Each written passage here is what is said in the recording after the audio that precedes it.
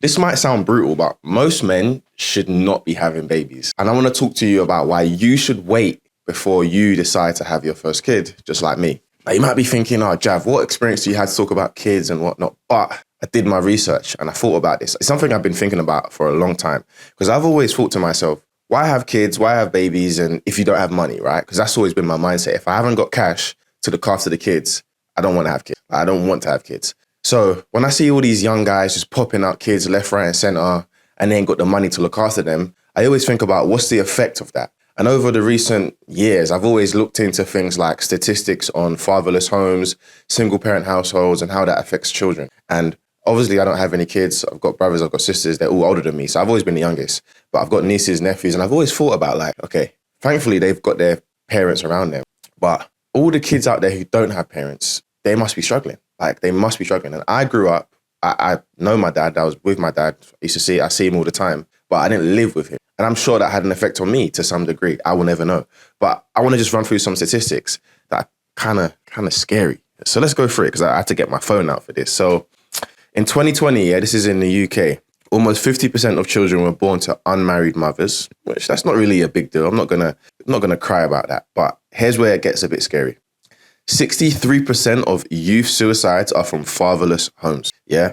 As are 90% of all homeless and runaway children. Let me just repeat that for you. 63% of youth suicides are from fatherless homes. 90% of kids who run away are from fatherless homes. That's scary. That should tell you something. And you need to understand that that is obviously, that's something that, something's got to be done about that. Now, here's some more for you. 65% of children aged 12 to 16 are in low-income households, and they do not live with both parents. The majority of these households, 92%, are actually headed by a single mother. And almost 2 million kids in the UK have no contact with their dads. And one more scary stat for you, which it affects people around me actually, is 76% of young men in prison in England and Wales all have absent fathers. All right, that's enough. You guys get my bloody point. Aside from that, there is a lot of statistics that actually show you that children who grow up without their dad, they're more likely to be expelled from school. They're more likely to go to prison. They're more likely to get addicted to drugs. They're more likely to be in poverty. They're more likely to end up abandoning their children. So we can see how it just becomes cycle after cycle after cycle after cycle. And essentially, that's how you get locked into like a generational curse, which leads me to this one kind of point that I wanted to make here. And it is for you and me and for all the men out there. Stop having kids until you're ready. That is one of the biggest ways to solve this issue. It's to wait. It is to wait. It's unfortunate, but you have to wait, okay? And here's the reason why. It's not like 50 years ago. Inflation has killed everything. So your money isn't going as far as it used to, right? The days of, being able to manage a household with one income are long gone. Like, it's different. Women make more money now, and women are on track to start out earning men. The man's role in society has changed quite a lot over the last 20 years. It's not what it used to be. I would say even the last 30 years. It's not what it used to be. So there's not a household that can just rely on one man's income. On top of that, a lot of men are having kids before they're even ready. Having kids way too young. They ain't even got a fully fledged career yet. They ain't got a stable income. They can barely look after themselves, but they want to be popping out 2-3 kids. No. Hold back. It's all good. I'm all for men having fun, but strap up and do what you got to do. It might not feel as good, but you got to do what you got to do. There's no like in between here. On top of that, we want to talk about building a better society, building a better generation. I'm all for the next generation. I want the next people coming up behind me to be better than me. I know that doesn't work if they don't have the support of mum and dad, because men and women, they parent differently. They lead children differently. Therefore, if you want to create the best stable environment for your child, they need to have both of you around. Even if you don't live together, but you're regular in their life. The biggest problem with these guys who are just popping out kids left, right, and center is they ain't got the money to look after a kid. They ain't even got the mental, emotional intelligence and maturity to look after a kid. So they pop the kid out. They go gallivanting across the world doing what they're doing. And that kid gets left alone with their mother 9 times out of 10 who has to care for them. And single mothers, they do everything they can do, right? I grew up with a single mother. They do everything they can do, which is totally fine. Nothing can replace a man being in a household. And that's a fact. It's a fact. So whether you like it or not, it is a fact. So with that being said, my brothers, I need you to chill out. I need you to chill out.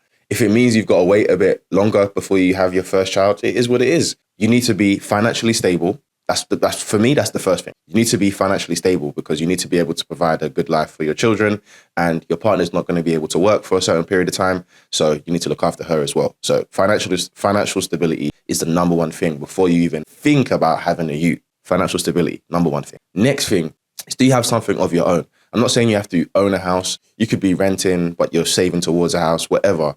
But do you have assets? Do you have things of your own? That's really, really important before you think about popping out any kids. Number 3 is the woman that you're going to have children with. Is she the woman? Because again, we all say things like, oh, when I get married, I'm never going to get divorced, or I need to be with the woman I have kids with. Yeah, mistakes can happen and whatnot. But the point I really want to get down to is like, if you've got the financial stability, if you've got your assets, or, you're in a stable position in terms of living, then the next thing is, before you decide to, give someone your seed, is she the one? Like, is she the one? Because we all know nightmare situations. I want to shout out the Baby Fathers podcast. That podcast, I don't even have kids, and that podcast is hilarious, but it's scary at the same time. With that being said, you need to make sure you pick the right one, because there's a lot of bad attention on men, but there are some crazy women out there too. So you need to make sure you avoid those women, vet them properly, just like they're vetting you. And if it means you got to wait a year or two before you feel fully comfortable, that's the timeline. It is what it is. You can't rush this thing. You're about to bring life into the world.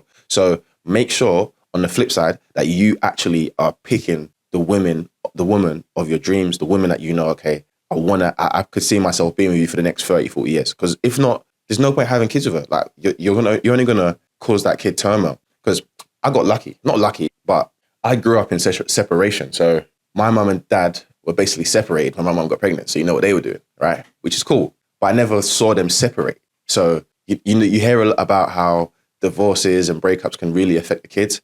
I kind of got lucky in a sense that I never had to see it because I wasn't even born yet. They were already separated when I was born. Just knew that was my dad, and we're really cool. He used to come to the house. Like, they didn't beef in front of me. They see each other all the time. He'd come to the house all the time. They were very, very cordial in front of me. So I didn't have that effect on me. Whereas most people and kids, if that woman isn't the woman of your dreams, or if that man isn't the man of your dreams, and you guys are having babies and then you split up, that actually affects the kid greatly, immensely. So make sure that when you do decide to take that step, you've got your financial stability as a man. You've got your assets as a man. Now you want to take that step. Is she the one? That's actually more important than that's probably the first thing. Is she the one? Has there been enough time for you to vet her? And has there been time for her to vet you? Okay, have you been through the downs and ups to know, okay, cool. No matter what, we're going to go through some tough times as humans do, but we're going to stick together. That's really the key. And that's what I wanted to just get over to you, man. Like, there is a fatherless child pandemic that people don't really talk about. And actually, it causes a lot of the effects in society, because most of the criminals come from fatherless homes. Kids that fall out of school, fatherless homes. All the stuff that we talk about that's happening to young men all comes down to fatherless homes. So this was a bit of a ranty video, kind of off topic, but it's still on topic. Hopefully, don't have babies because some of you are not ready yet. Peace.